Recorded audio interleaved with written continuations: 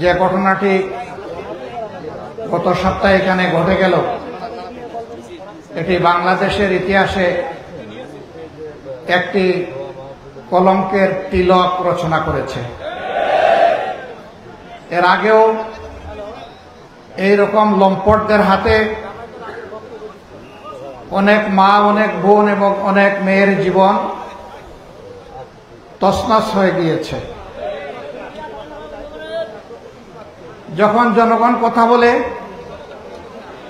তখন তাদেরকে গ্রেফতার করা হয়, কিন্তু এরপরে আর জনগণ কোনো বিচার দেখে না। এই বিচারহীনতার কারণেই একটার পর একটা এই লাম্পট্য ঘটে যাচ্ছে। আমরা এই শিশুর হত্যাকারীদের দ্রুত বিচার শুধু দেখতে চাই না, বিচারের রায় কার্যকর হয়েছে তা দেখতে চাই।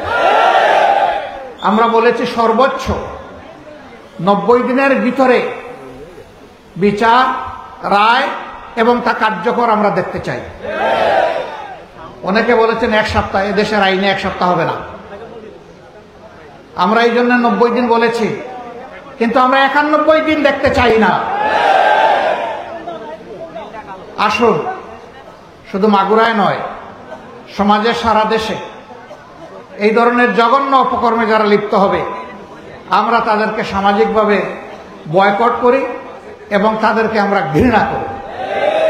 এরা যেন সমাজের কোনো জায়গায় কোনো জায়গা না পায়। সে যত বড় লোক হোক, লম্পট লম্পটি, দুষ্কৃতিকারী সে দুষ্কৃতিকারী, তাকে তার লাম্পট্য এবং অপরাধের শাস্তি তাকে পেতে হবে। তার বড় শাস্তি হচ্ছে সামাজিকভাবে ঘৃণা করা। আমরা সেই ঘৃণা বুকে নিয়ে, অপরাধীদের প্রতি সেই ঘৃণার আকাঙ্ক্ষা বুকে নিয়ে আজকে বিদায় নিচ্ছি বড় হৃদয় ভাঙা অবস্থায়। আসুন এই শিশুটির জন্য আমরা দোয়া করি, তার পরিবারের, মজলুম পরিবারের জন্য দোয়া করি, এবং সারা বাংলাদেশে এইরকম অতীতেও যত জঘন্য অপরাধ হয়েছে সেগুলোর যাতে বিচার হয়, আল্লাহর কাছে আমরা তার সাহায্য কামনা করি।